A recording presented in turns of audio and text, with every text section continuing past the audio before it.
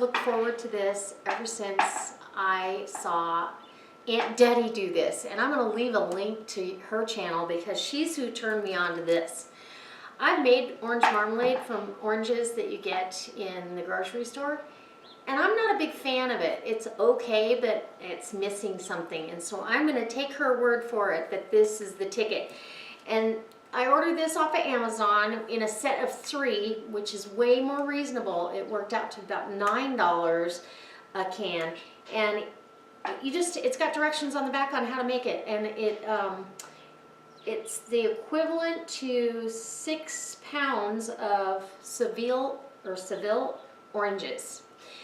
So I'm excited. All we have to do is add sugar and water, and so I'm going to weigh out my sugar. You need 4 pounds of sugar, and I've got my weight scale here zeroed out, so we'll know, because this comes from across the pond, so let's see how much that is.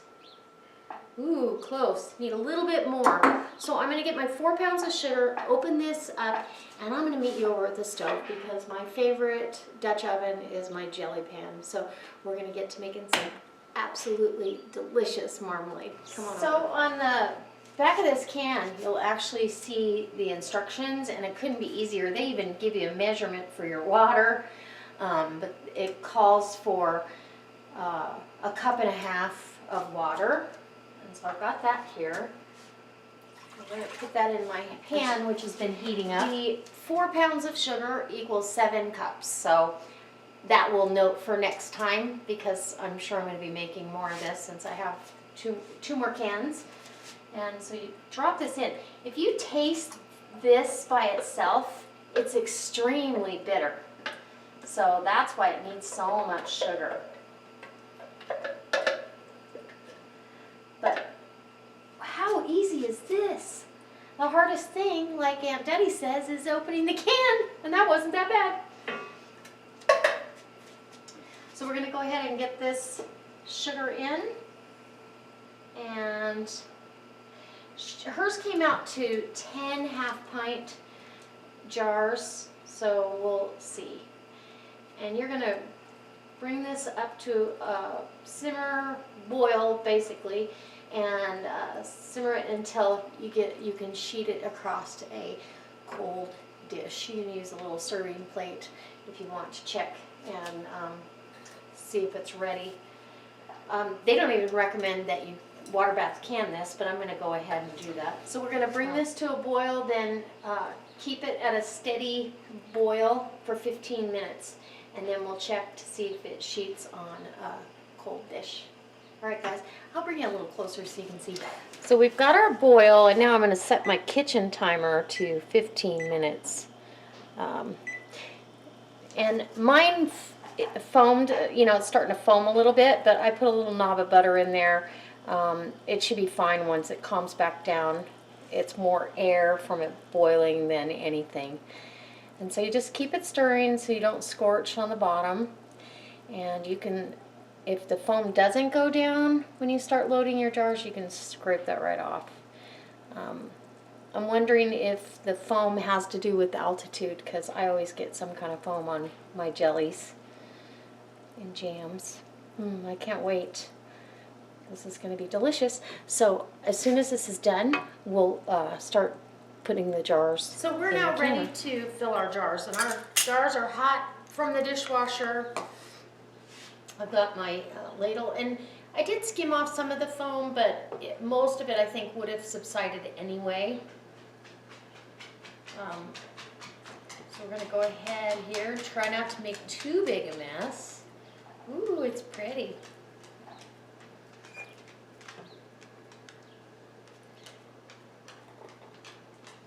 And you can go within 1/4 of an inch on jams and jellies of headspace. So we'll see how close we are there. A little bit more. A little bit more. Now that should be about right. Yep. Perfect. And because I don't like to necessarily do an assembly line, I'm going to go ahead and get this out of the way.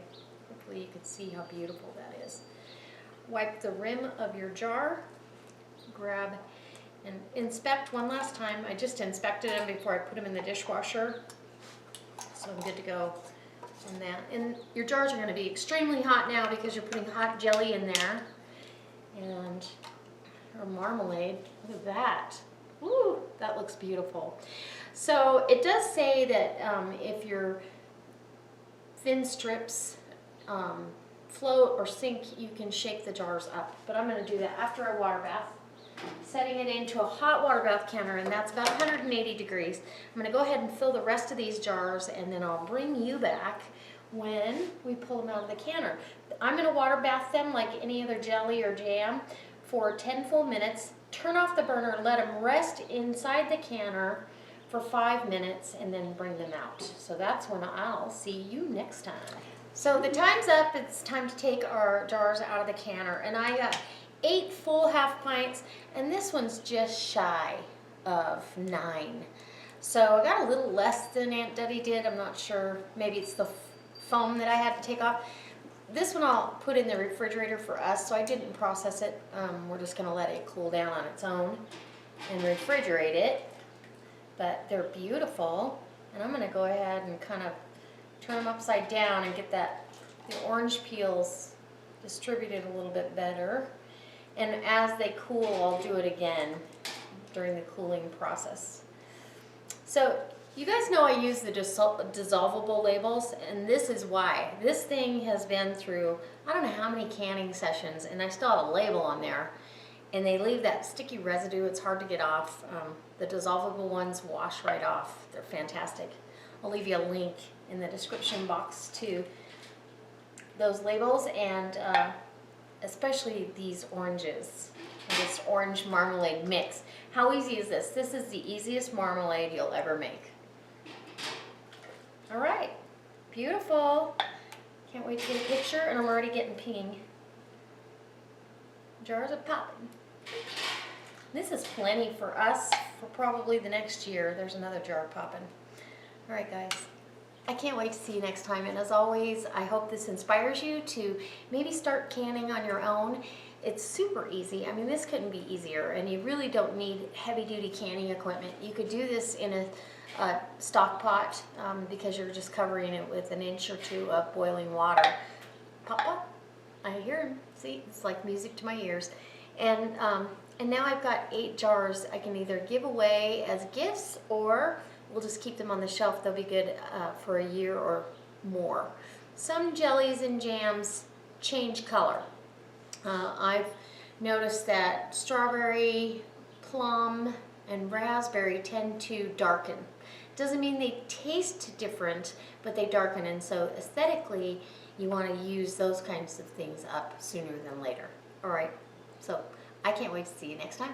Go down in the About section, check out the links I've left for you, and go down further below and you'll see a link to my Facebook page. I've even got my mailing address. And check out Zacon Foods. Don't forget to sign up for that over there, where you can get deep discounted bulk meats that are absolutely fantastic, top quality. Right? I'm Kim.